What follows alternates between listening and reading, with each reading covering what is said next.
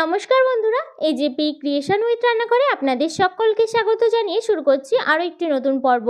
আজ আরও একটি মজাদার নতুন ইন্টারেস্টিং রেসিপি নিয়ে হাজির হয়েছি আপনাদের সামনে।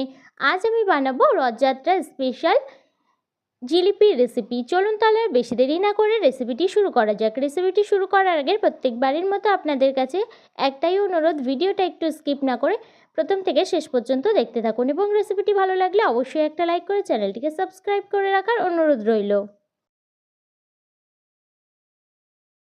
জিলিপি বানানোর জন্য চিনির চাশনি বা শিরাটা কিন্তু আমি এখানে বানিয়ে নেব। তার জন্য আমি নিয়ে নিয়েছি এখানে 2 কাপ চিনি। তারপর তার জন্য দিয়ে দিচ্ছি আমি এখানে 3 কাপ জল।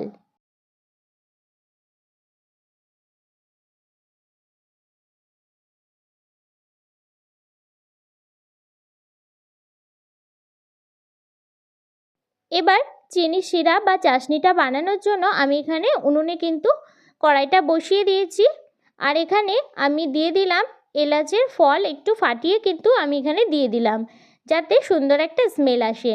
চিনির শিরাটা কিন্তু আমার এই পর্যায়ে অনেকটাই হয়ে এসেছে। আর এখানে একটু ফুড কালার দিয়ে দিচ্ছি যাতে জিলিপিগুলো দেখতে সুন্দর লাগে।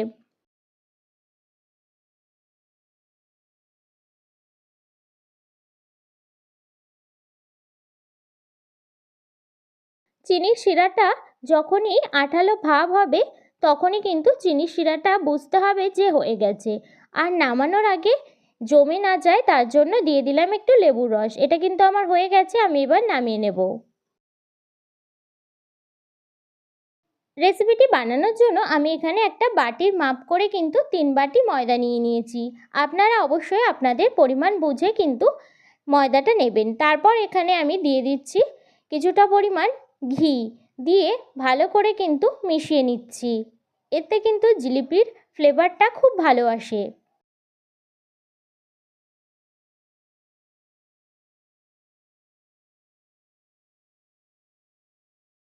ঘিটা ভালো করে ময়দার সঙ্গে মিশিয়ে নেওয়ার পর তারপর ওই বাটিরই মাপ করে কিন্তু আমি এখানে জল দিয়ে দিচ্ছি।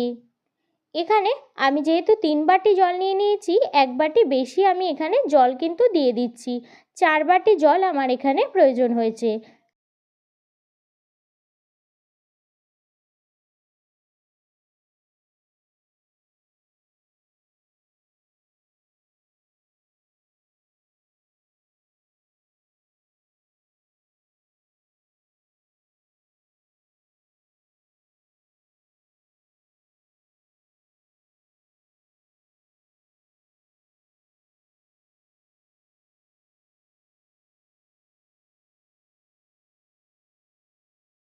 সমস্ত উপকরণগুলো কিন্তু আমার দেয়া হয়ে গেছে আর ভালো করে ময়দাটা আমার গুলিয়েও নেওয়া হয়ে গেছে। তারপর ব্যাটারটা কিন্তু আমার রেডি হয়ে গেছে। এরপর আমি দিয়ে দিলাম 1 প্যাকেট ইনো। ইনোটা দেওয়ার পর তাড়াতাড়ি করে ভালো করে কিন্তু মিশিয়ে নিতে হবে। এইভাবে করে কিন্তু ইনো দিয়ে জিলিপি বানালে ইনস্ট্যান্ট জিলিপি বানানো যায়। খামি কিন্তু জিলিপির যে খামি সেটা কিন্তু রেস্টে রেখে দেওয়ার কোনো প্রয়োজন হয় না, খুব তাড়াতাড়ি কিন্তু এটা বানিয়ে নেওয়া যায়। একটা কাপের সাহায্যে বোতলের মধ্যে কিন্তু আমি এখানে ব্যাটারটা নিয়ে নিলাম, ময়দার ব্যাটারটা। তারপর আমি এখানে কিন্তু আগে থেকেই বোতলের মুখে কিন্তু এইভাবে করে একটু ছিদ্র করে নিয়েছি জিলিপির শেপ দেওয়ার জন্য। তারপর আমি এখানে কড়াইতে কিন্তু তেল গরম হতে বসিয়ে দিয়েছি। তারপর কড়াইতে তেলটা একটু গরম হলে তারপর আমি এখানে কিন্তু জিলিপির শেপ দিয়ে নিচ্ছি। আমি কিন্তু যেমন জিলিপি পারি ঠিক তেমন কিন্তু শেপ দিয়ে নিলাম। আপনারাও কিন্তু যদি ভালো পারেন তাহলে তো অবশ্যই খুবই ভালো। যেহেতু আমি আগে কখনো জিলিপি বানাইনি কিংবা জিলিপির কারিগর নই, সেই জন্য কিন্তু জিলিপির শেপগুলো খুব একটা ভালো হয়নি। তো যতটুকু পেরেছি ততটুকু বানিয়েছি। এইভাবে করে কিন্তু জিলিপিটা আমার উল্টে পাল্টে খুব সুন্দরভাবে একটু লাল লাল করে ভেজে নেব। তারপর চিনির যে শিরাটা বানিয়েছি, চিনির শিরার মধ্যে কিন্তু এটা দিয়ে দিচ্ছি। চিনির চাশনির মধ্যে জিলিপিটা কিন্তু 1 মিনিটের মতো একটু ডুবিয়ে রেখে তারপর কিন্তু তুলে নিতে হবে। ওই একইভাবে কিন্তু আমি সমস্ত জিলিপিগুলো ভেজে নিয়েছি।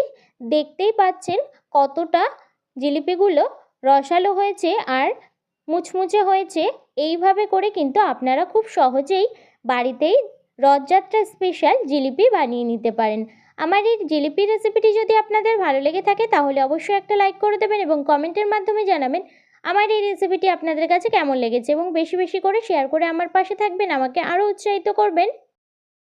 আর আপনি যদি আমার চ্যানেলে নতুন বন্ধু হয়ে থাকেন এবং আরও নিত্য নতুন ইন্টারেস্টিং মজাদার রেসিপির আপডেট পেতে চান তাহলে প্লিজ আমার চ্যানেলটিকে সাবস্ক্রাইব করে পাশে থাকা বেল আইকনটি প্রেস করে অল নোটিফিকেশন অন করে রাখবেন, যাতে সমস্ত ভিডিওর আপডেট আপনি ঠিক সময় পেয়ে যান। আজ এই রেসিপিটি এই পর্যন্তই। আরও একটি মজাদার নতুন কোনো ইন্টারেস্টিং রেসিপি নিয়ে আপনাদের সাথে দেখা হবে আরও একটি নতুন পর্বে। সবাই সুস্থ থাকবেন, ভালো থাকবেন এবং সাবধানে থাকবেন। আর অবশ্যই রথযাত্রা উপলক্ষে আপনাদের অনেক শুভকামনা জানাই।